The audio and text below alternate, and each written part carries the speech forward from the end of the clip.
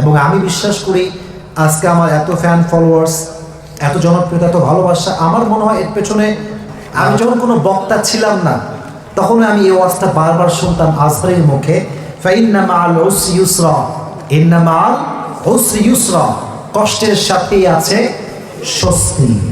আমার সঙ্গে স্লোগান দেন, কষ্টের সাথেই আছে স্বস্তি।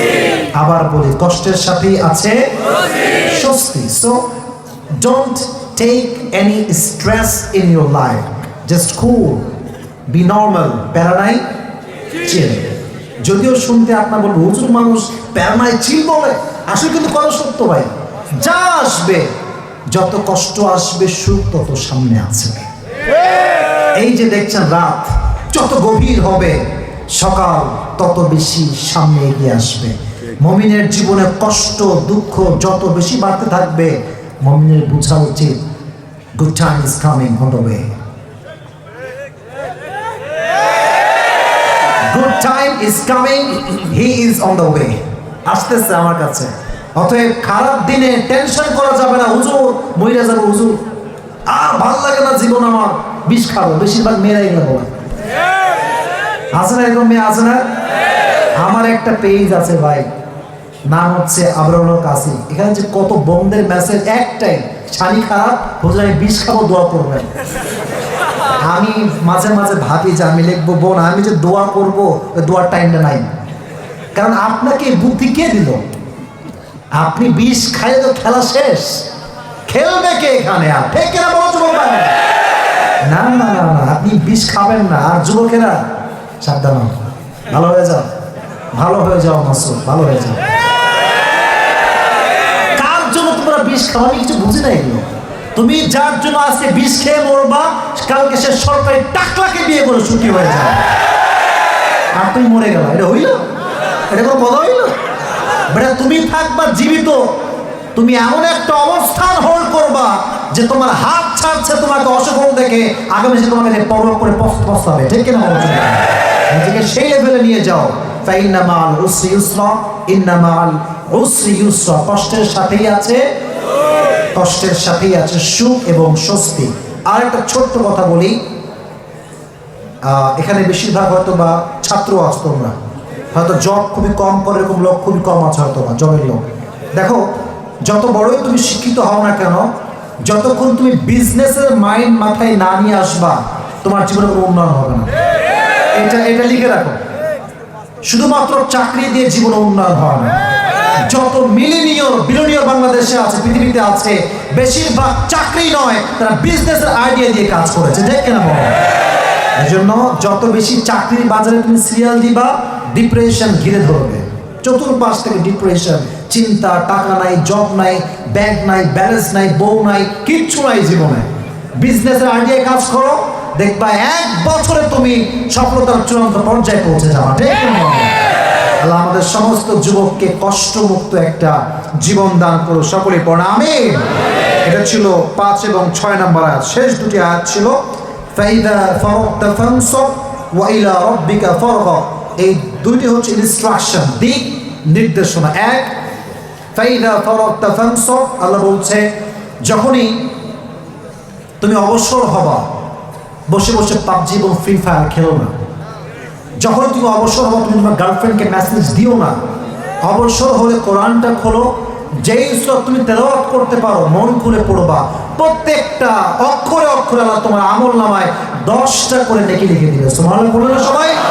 অতএব ইনস্ট্রাকশন হচ্ছে 2টা। নাম্বার 1, যখন অবসর হবে ইবাদত করবেন একজনের জন্য, আওয়াজ দিয়ে বলেন তো তিনি কে? রাত বেজে গিয়েছে 12টা প্রায় 46। আজকে একটা সুন্দর আমল শিখাই দিই। যখন ওয়াজ শেষ করে বাসায় যাবেন, যদি অজু না থাকে অজু করবেন। কথা কি বোঝা যায়? আমার কথা বোঝা যায়? অজু করে কোনো কথা ছাড়া 2 রাকাত তাহাজ্জুদ পড়বেন শুধুমাত্র আল্লাহর জন্য। তাহাজ্জুদটা পড়ে যেটা আমি করি, এটা আমার মনের স্যাটিসফ্যাকশন। এবং আমি বিশ্বাস করি আজকে আমার এত ফ্যান ফলোয়ার্স, এত জনপ্রিয়তা, এত ভালোবাসা, আমার মনে হয় এর পেছনে সবচেয়ে বড় আমল হচ্ছে তাহাজ্জুদের নামাজটা। তাহাজ্জুদের নামাজ এমন একটা নামাজ, এখানে যে দোয়া করে তার দোয়া কবুল হবে না এটা হতেই পারে না। সুবহানাল্লাহ আগে পড়েন সবাই আপনারা। আজকে গিয়ে 2 রাকাত তাহাজ্জুদ পড়বেন তো ইনশাআল্লাহ। পড়ে সালাম ফেরাবেন, দুরূদ শরীফ পাঠ করবেন, 3 বার দুরূদ শরীফ পাঠ করবেন। দুরূদ শরীফ পাঠ করে হাত তুলবেন, আল্লাহ আমার এই সমস্যা, এই কষ্ট, দোয়া করবেন। দেখবেন নিমিষেই দোয়া যদি মন থেকে হয় আল্লাহ কবুল করতে 1 মুহূর্ত দেরি করবে না। সুবহানাল্লাহ পড়ার সময় তাহলে অবসর হলে আজ থেকে ফেসবুক বেশি বেশি চালাবেন, তাই না? টিকটক চালাবেন, তাই না? ইউটিউব চালাবেন, তাই না? টিভি দেখবেন, তাই না? না, ফ্রি হলেই কোরআন পড়েন। আর 4টা জিকির একটু বেশি বেশি পড়বেন। সকলে আমার সঙ্গে একটু শিখাই দিচ্ছি, মন খুলে পড়েন। সকলে পড়েন সুবহানাল্লাহ। আপনারা পড়েন, ভাই সবাই পড়েন সুবহানাল্লাহ। সকলেই পড়েন আলহামদুলিল্লাহ। সকলেই পড়েন লা ইলাহা ইল্লাল্লাহ।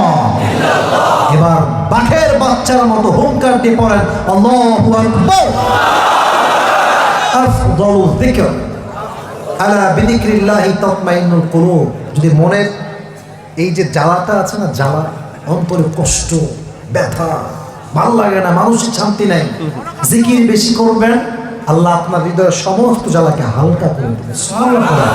4টা জিকির অবশ্যই বেশি বেশি পাঠ করবেন। সর্বশেষ আয়াত ওয়া ইলা রাব্বিকা ফারগাব।